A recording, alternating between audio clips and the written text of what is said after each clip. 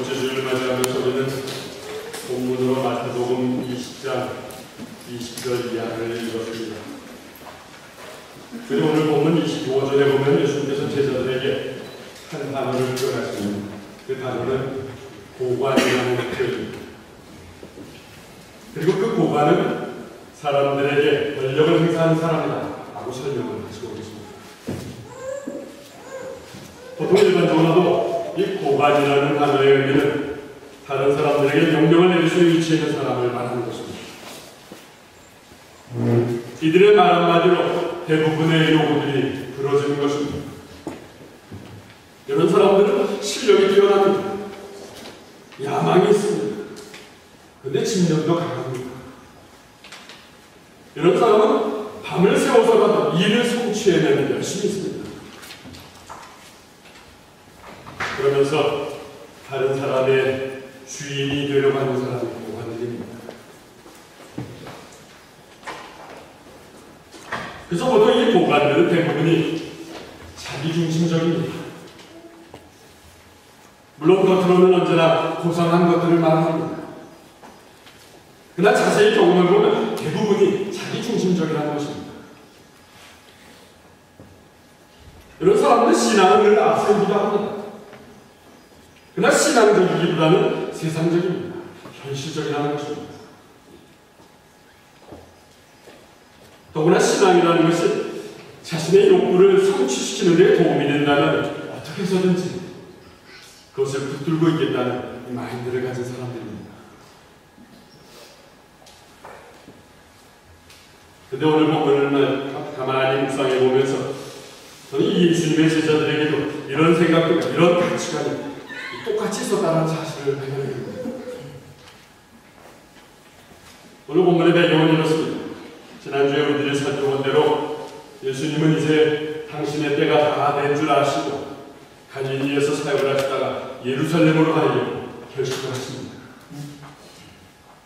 그리고 제자들에게 왜 예루살렘에 가셔야 하는지 하나하나 미리 설명을 해 주셨습니다. 내가 예루살렘에 가는 것은 사람들에게 환영을 받고 싶어서가 아니다. 내가 예루살렘에 가는 것은 예루살렘에서 사람들의 인기를 더 끌기 위해서 하는 것이 아니다. 예루살렘에 가면 오히려 고난이 나를 기다리고 있을 것이다. 많은 사람들이 나를 죽이려고 할 것이다. 그리고 결국 나는 십자가에서 죽게 될 것이다. 그러나 십자가에서 죽지만 3일 만에 내가 다시 살아날 것이다. 그런데 제자들은 여전히 이 예수님의 말씀을 이해할 수가 없었습니다. 우리말 속담에 서당을 지키는 개도 3년 정도를 서당들에서 살다 보면 귀로 듣고 풍어를 읊는다 했습니다. 제자들이 지금까지 예수님과 3년을 함께 먹고 자고 동거동락을 했습니다. 그랬으면 어렴풋이나마 지금 예수님이 하신 말씀을 이해해야 할 것입니다. 그런데 이들은 도대체 이 예수님의 말씀을 알아듣지를 못했던 것입니다. 제자들은 이 시점까지 여전히 세상적인 가치관을 갖고 있었습니다. 세상적인 성공만을 갖고 있었습니다. 하나님 나라가 아니라 아직도 세상의 나라를 바라고 있었다는 사실입니다. 오늘 본문을 보면은 20절에서 그때라는 단어로 시작을 하고 있습니다. 여기서 그때라는 것은 예수님께서 제자들에게 이제 설명한 때입니다. 예루살렘에 가시면 일어날 일들을 설명하시고 난 그 다음의 때를 말하고 있는 것입니다. 그때 세베대의 두 아들인 어머니가 예수님께 찾아와서 간청합니다. 여기 세베대의 두 아들은 야고보와 요한을 의미하는 것입니다. 이 야고보와 요한의 어머니가 뜬금없이 나타나서 예수님께 엉뚱한 부탁을 하고 있습니다. 그 부탁의 내용은 21절 후반절에 말씀입니다. 같이 한번 읽어봅니다. 주님의 나라에서 제 하나를 주님의 오른쪽에 또 다른 한 명은 주님의 왼쪽에 앉으라고 말씀해 주시오. 이 21절을 보면서 가만히 추측해보건대 아마도 이 야고보와 요한은 평상시에도 자기의 어머니와 이 자기에 대해서 이야기를 많이 한 것 같습니다. 주님의 오른쪽, 주님의 왼쪽 누가 차지할 것입니까? 주님의 오른쪽, 주님의 왼쪽에 앉으면 어떨 것입니까? 그러면서 제자들 중에서는 자신들이 좀 더 높은 위치에 있을 것이다 자신만만했던 것 같습니다. 그런데 자신들이 예수님께 직접 말하기가 좀 뻘쭘하고 창피했던 것 같습니다. 그래서 지금 자기 어머니를 시켜서 부탁하는 것 같습니다. 오늘 본문 21절을 보면서 이 상황이 이 한국의 어머니들의 그 대단한 치맛바람에 원전을 하는가 하는 생각이 듭니다. 야고보와 요한의 어머니는 아들들이 예수님을 믿고 출세하기 원했던 것입니다. 이 아들들이 예수님을 믿고 따라다니면서 잘 되는 것을 원했던 것입니다. 잘 되어야지 좋지 예수님을 따라다니면서 고생하는 것은 볼 수 없다는 것입니다. 그래서 이들의 어머니가 예수님께 직접 와서 치맛바람을 휘날리는 것입니다. 그런데 오늘 본문을 보면서 더욱 놀라게 되는 상황이 있습니다. 그래서 이 어머니의 치맛바람 때문에 제자들의 분위기가 상당히 썰렁해진 사실입니다. 왜냐하면 야고보와 요한만 이 자리를 생각하는 것이 아니기 때문인 것입니다. 아마도 제자들 전부가 속으로는 이 자리를 생각하고 있었던 것 같습니다. 예수님의 오른쪽, 예수님의 왼쪽. 오늘 본문에 계속해서 이런 내려다가다 보면은 나머지 제자들 이 두 사람과 똑같은 생각을 하고 있었음을 우리는 발견하게 됩니다. 24절입니다. 같이 읽어봅니다. 다른 10명의 제자들이 이것을 듣고 그 두 형제에게 얘기하였습니다. 지금 나머지 10명의 제자들이 두 형제에 대하여서 이 어머니가 부탁하는 것을 듣고는 분개했다. 여기서 분개했다는 것은 무엇을 대한 것입니까?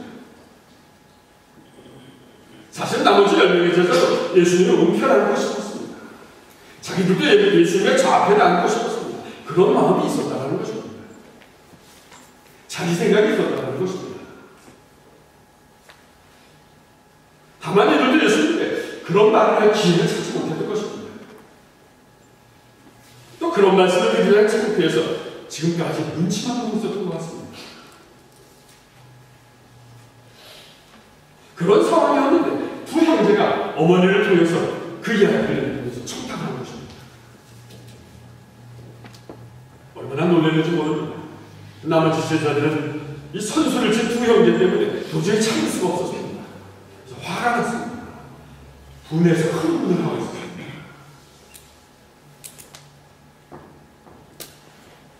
나머지 10명의 제자들이 이 자리에 대해서 생각이 없었다면 이렇게 분개를 할 일은 없었을 것입니다. 그렇습니다. 모든 제자들이 이 시점까지 세상적인 생각에서 벗어나지 못하고 있었다는 사실입니다. 예수님이 십자가에 돌아가신다는 말씀을 3번이나 한 이 시점에서도 아직도 세상적인 것을 보지 못했다는 것입니다.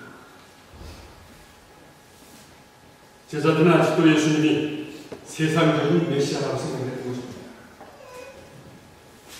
세상적인 메시아라는 것은 무엇을 의미하는 것입니까? 사람들이 세상에서 살아가는데 당장 필요한 것을 채워주는 그런 메시아를 의미하는 것입니다. 자신들의 병을 고쳐주는 분으로 이해를 하는 것입니다. 자신들의 이익을 대변해주는 분으로 생각하는 것입니다. 자신들의 소원을 풀어주는 분으로 이해하고 있는 것입니다. 정치적인 해방을 시켜줄 메시아로 기대하고 있는 것입니다. 자신들을 출세시키는 메시아로 이해를 하고 있는 것입니다. 방금 전에 예수님께서 제자들에게 직접 말씀하셨음에도 불구하고 제자들은 메시아가 고난을 받고 더구나 메시아가 죽는다는 사실을 인정할 수 없었던 것입니다. 이것이 바로 예수님께서 무척이나 사랑하셨던 제자들의 현주소였습니다.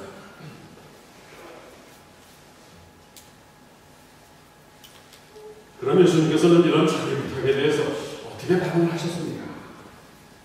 다시 22절로 돌아갑니다. 22절 전반절을 같이 읽어봅니다. 그러자 예수님께서 말씀하셨습니다. 너희가 무엇을 요구하는지 깨닫지 못하고 있다.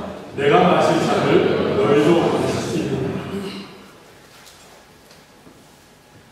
예수님께서 말씀하시는 이 마실 잔이라는 것은 무엇을 의미하는 것입니까? 우리가 이미 알고 있는 대로 이 마실 잔이라는 것은 고난의 잔을 의미하는 것입니다. 죽음의 잔을 의미하는 것입니다.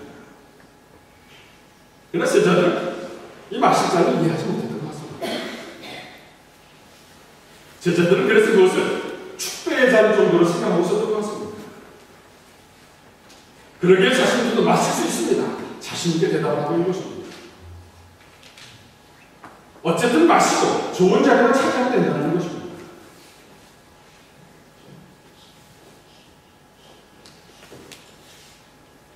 우리의 모습을 생각해봅니다.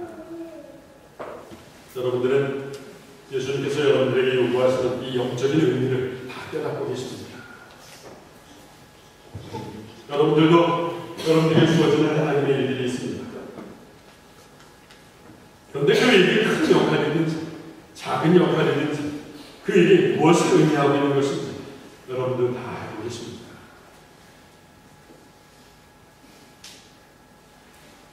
근데 더 놀라운 사실은 여러분들의 주어진 역할 속에 고난도 함께 포함되어 있다는 사실을 여러분들 알고 계십니다.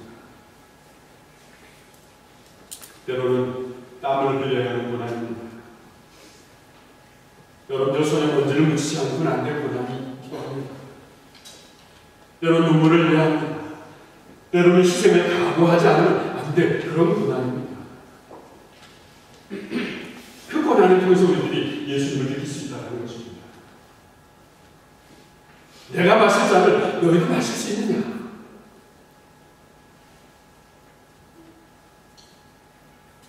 근데 문제는 여기 있습니다. 예수님께서 말씀하신 것이 무엇을 의미하는지 모르는 것입니다. 그러면서 쓴 잔을 마실 수 있다고 자신있게 대답하는 것입니다.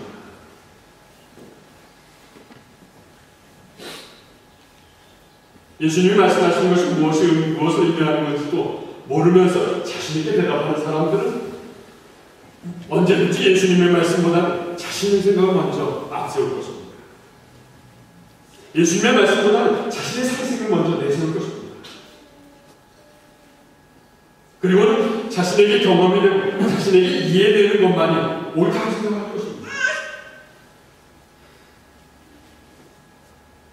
자신에게 경험되고 자신에게 이해되는 대로 편한 대로 알아서 결정하고 알아서 움직인다는 것입니다. 그것이 하나님의 임에도 불과한 말입니다.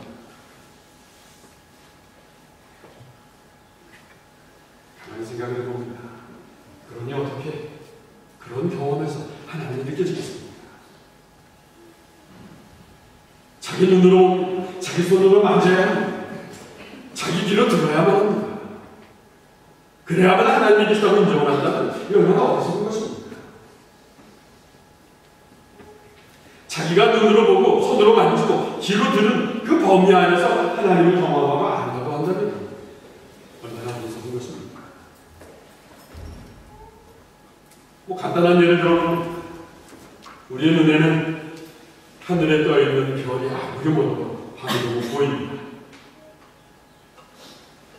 근데 남부 아프리카에 있는 레소토라는 나라가 있습니다. 그 나라가 여러분들의 눈에 보입니다. 아마도 지금 남부 아프리카에 레소토라는 나라가 있었는가 생각하는 사람들도 있을 것입니다. 레소토라는 나라가 어떤 나라인지 어디에 있는지조차도 모릅니다. 하늘에 떠있는 별은 보여요. 이 작은 레소토라는 나라를 보지가 않습니다. 그렇다고 보이는 별이 보이지 않는 아프리카의 레소토보다 가까이 있다고 생각한다면 어떻습니까? 어리석다는 것입니다. 또 여러분들에게는 이 지구가 돌아가는 소리가 혹시 들리십니까? 당연히 우리는 이 지구가 돌아가는 소리를 들을 수 없습니다. 지구가 돌아가는 소리를 들을 수 없다고 여러분들이 지구가 멈추고 있습니다 라고 주장하는 것 같습니다. 얼마나 어리석은 사람입니다. 서로 어리석은 제자들이 지금 쓴 잠이 무슨 의미인지도 모르고 마실 수 있다고 했을 때 우리 예수님은 어떻게 반응하셨습니까? 23절의 말씀입니다. 같이 읽어봅니다. 예수님께서 그들에게 말씀하셨습니다. 내 잔을 너희가 마실 것이다. 그러나 내 오른쪽과 왼쪽에 누구를 앉힐 것인지 결정하는 것은 내가 할 일이 아니다. 그 자리는 내 아버지께서 미리 정하신 사람들의 것이다. 그렇습니다. 예수님은 영적으로 아주 어리석은 제자들을 야단을 치지 않으셨습니다. 그렇다고 제자들을 한심하게 대하시지 않으셨습니다. 오히려 따뜻한 마음을 가지고 제자들을 대하십니다. 그래, 너희들이 내 잔을 마실 수도 있을 것이다.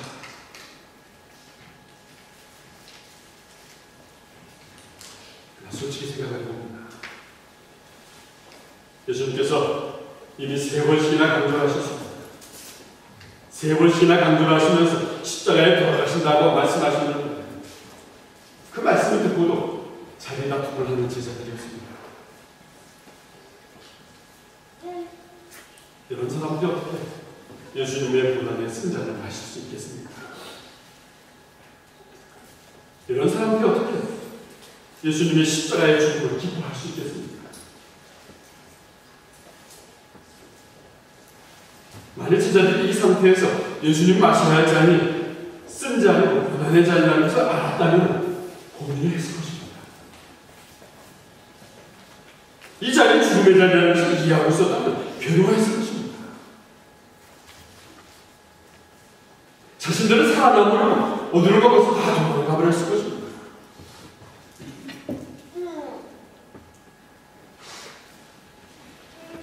이런 제자들의 모습이 사실은 또 우리들의 모습은 아닌가 생각합니다. 우리들이 하는 일이 하나님의 일이고 공동체 일이라고 하더라도 정말 힘든 일이라면 어떻습니까? 망설이고 꺼려할 것입니다. 더구나 이름도 없이 빛도 없이 그 일을 해야만 한다면 나서지 않으려고 할 것입니다.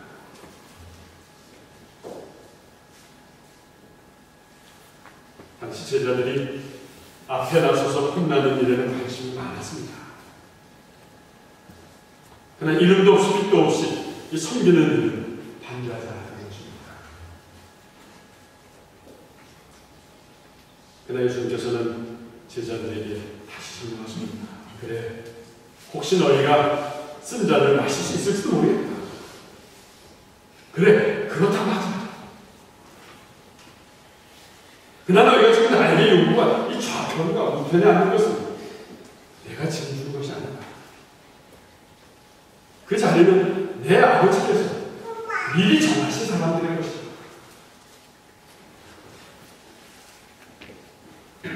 여기서 우리들에게 궁금해지는 것이 있습니다. 그럼 하나님께서 미리 정하신 사람들은 어떤 사람들입니까? 예수님께서 계속해서 설명하십니다. 26절 후반절입니다. 같이 읽어봅니다. 너희는 누구든지 너희 중에서 높아지려면 먼저 손드는 자가 되라. 27절입니다. 같이 있습니다. 만일 누구든지 너희가 하늘에서 첫째가 되려면 너희의 종이 되어야 한다. 높아지려면 먼저 섬겨야 한다. 첫째가 되려면 종이 되어야 한다. 당시 예수님의 말씀은 아마도 엄청난 혁명의 말씀이었을 것입니다. 왜냐하면 세상의 질서는 완전히 달랐기 때문입니다. 세상의 권력자들은 자기에게 주어진 힘을 이용하려고 하는 겁니다. 세상의 권력자들은 약한 자들을 밟고 올라서야 하는 것입니다. 밟고 올라서서 누리려고 하는 것입니다. 높아지려면 더 밟아야 하는 것입니다. 이것이 세상의 방법이었기 때문입니다. 나 하나님 나라의 시선은 다릅니다. 하나님 나라에서는 누구든지 높아지려면 섬기는 자가 되어야 합니다. 하나님 나라에서 누구든지 첫째가 되려면 왕이 아니라 종이 되어야 하는 것입니다. 하나님의 사람은 이 세상에 살면서 으뜸이 되어서 높아진 힘이 있어도 그 자기와 그 힘은 다른 사람을 섬기는 일에 사용해야 한다는 것입니다. 근데 사실 어떻습니까? 우리들이 크고 우리들에게 힘이 있다면 어떻습니까? 우리가 크고 힘이 있으면서도 종처럼 낮아져서 남들을 섬긴다는 것, 그것도 결코 쉽지 않은 것입니다.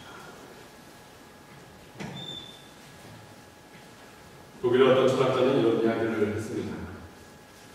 우리 인간의 존재의 가장 본질은 남을 지지하는 것입니다. 그리고 남들을 위해 서려는 권력에 대한 강한 의지가 있는 것입니다. 그렇습니다. 실제적으로 한 가정을 말합니다. 이 한 가정 안에서도 이 부부간의 갈등이 그렇습니다. 며느리와 시어머니 사이의 갈등도 그럴 것입니다. 두 사람 중에 누가 더 위에 서느냐 하는 것이 초점인 것입니다. 그것이 우리 인간이 가지고 있는 본질적인 모습이라는 것입니다. 특별히 우리 한국의 언어는 이 윗사람과 아랫사람을 철저하게 잘 나눠놨습니다. 우리는 윗사람을 윗분이라고 합니다. 근데 아랫사람은 어떻습니까? 아랫분이라고 합니다. 아랫 것들이다 하고 이야기합니다. 또 우리가 아랫사람들에게는 내가 라고 이야기를 시작하지만 윗사람에게는 어떻습니까? 제가 라고 이야기를 시작합니다. 그래서 우리들에게 자기보다 높은 사람들을 섬기는 것은 참 쉽습니다. 자기보다 힘 있는 사람을 섬기는 것 참 쉬운 일입니다. 근데 자기 아랫사람들에게 그렇게 종이 되어서 섬기려면 자기 체면에 문제가 되기 시작합니다. 자존심이 문제가 됩니다. 권위가 문제가 됩니다. 그래서 갈등이 생기기 시작합니다.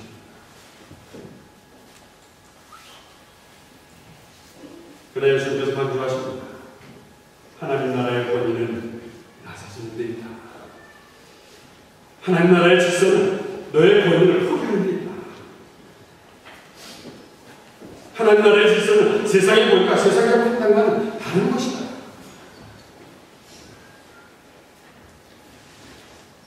그렇습니다. 이 하나님 나라의 질서는 나이에 많고 적음이 상관이 없습니다. 1990년 초에 태어나는 1990년 말에 태어나는 이른 1990년이 늦은 1990년이 상관없습니다.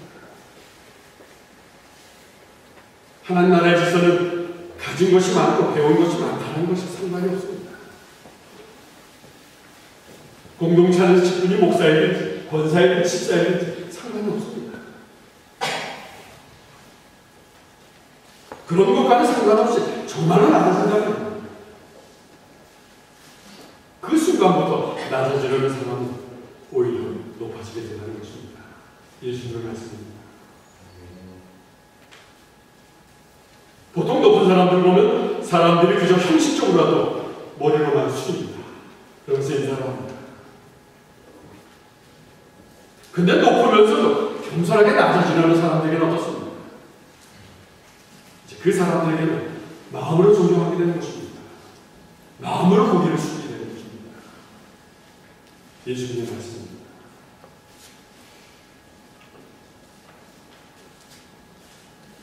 교회 공동체의 참된 질서라는 것은 이렇게 손질되어 있는 것입니다. 그러나 이 세상에서는 권력을 휘두르고 능력을 과시하는 세상입니다. 세상에서는 영향력 있는 사람을 무서워합니다. 두려워합니다. 그러나 공동체에서는 그렇지 않습니다.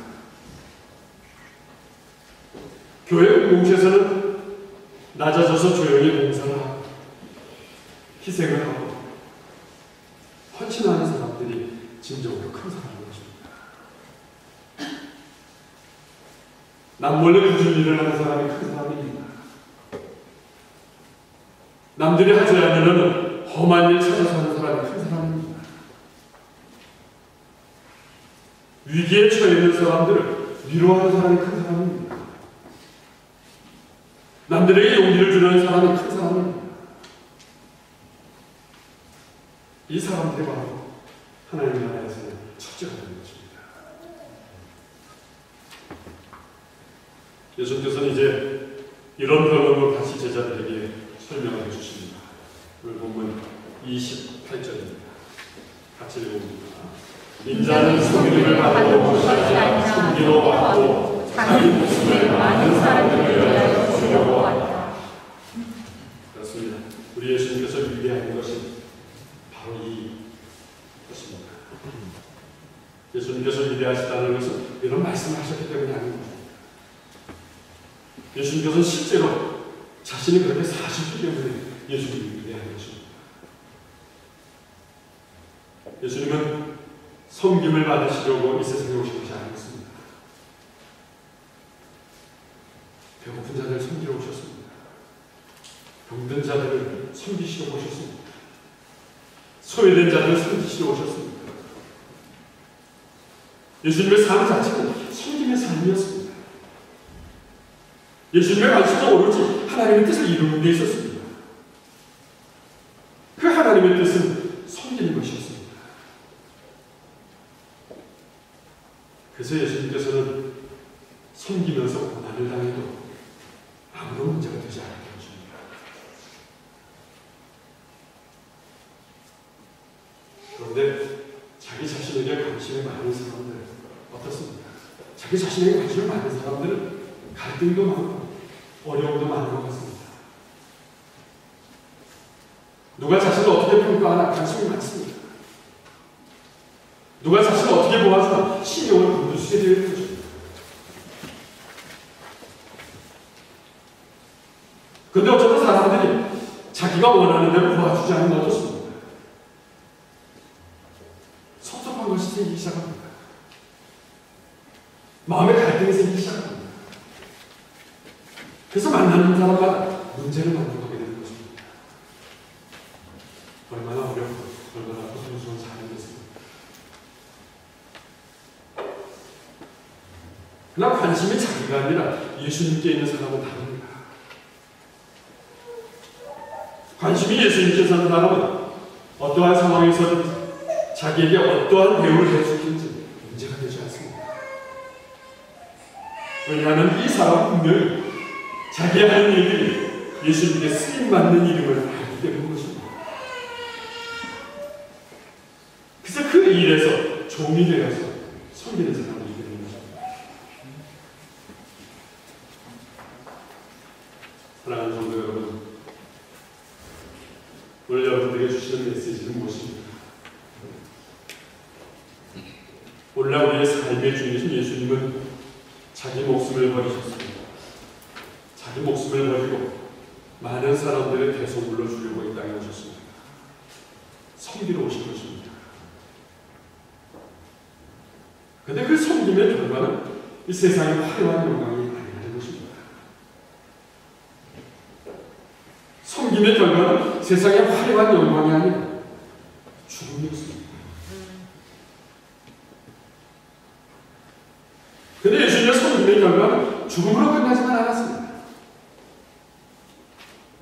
예수님의 섬김의 결과는 죽음 뒤에 오는 것이었습니다. 죽음 뒤에 오는 부활의 영광이었습니다.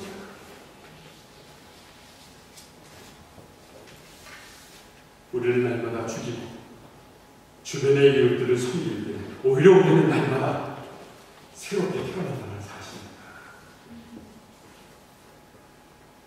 그렇습니다. 이 사순절 기간에 우리들이 다시 이 예수님의 섬김의 삶을 우리의 삶의 목표로 세워나가는 것입니다. 우리들이 이 세상에서 큰 사람으로 큰 힘을 가지고 떵떵거리며 사는 것이 중요하지 않다는 것입니다. 중요한 것은 이 세상에서의 우리의 삶이 정말 후회 없는 삶을 살려야 하는 것입니다. 우리의 삶이 살아 숨쉬는 동안에 정말 의미 있는 삶을 사는 것인가가 중요하다는 것입니다.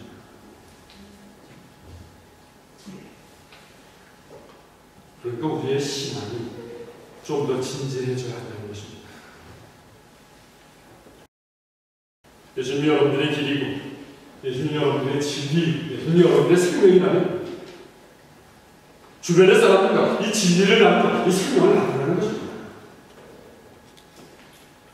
예수님처럼 섬기면서 이 진리와 생명을 나누는 것입니다.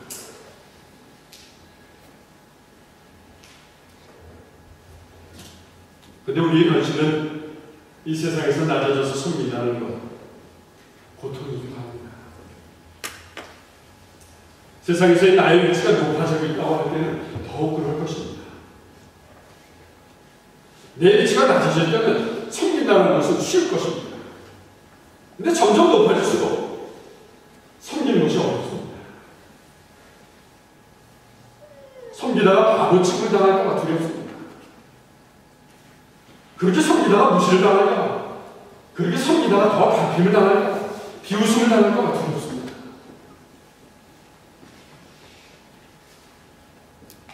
그러나 오늘 예수님께서 말씀하십니다. 혹시 여러분들이 섬기다가 무시를 당하고 여러분들이 섬기다가 비웃음을 당한다 하더라도 섬겨야 하는 것입니다. 낮아져야 하는 것입니다.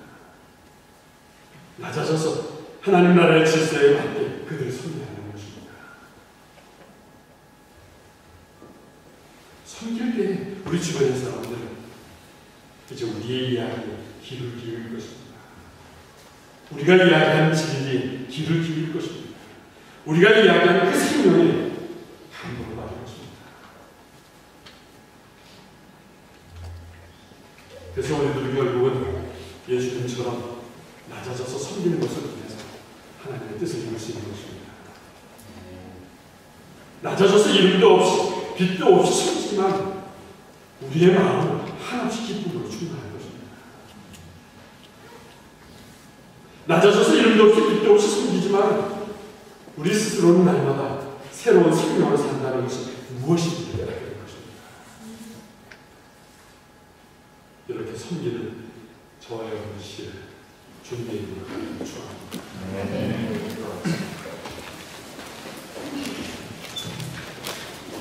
사랑의 주님, 오늘 우리에게 주신 말씀 감사드립니다. 오늘 본문에 등장하는 제자들처럼 저희들의 삶의 모습이 자리를 차지하고 권위를 차지하는 어디서든 모습이 아닌가 생각해 봅니다. 그런 모습이 아니길 기도합니다. 내가 높다고 생각될 때는 낮은 곳으로 내려오게 하시고 주님 앞에 무릎을 꿇는 마음으로 섬기면서 나갈 수 있도록 우리를 도와주시옵소서. 예수님처럼 나를 죽이고 섬길 때에 내가 변하고 우리 가정이 변하고 우리 공동체가 변하고 우리 주변의 세상이 변할 것을 저희가 분명히 믿습니다. 주님, 우리의 섬김을 통해서 새 생명을 받으시고 새 생명의 능력으로 살아가며 하나님의 기쁨이 되는 삶이 도와주시옵소서. 예수님의 이름으로 기도드렸습니다. 아멘.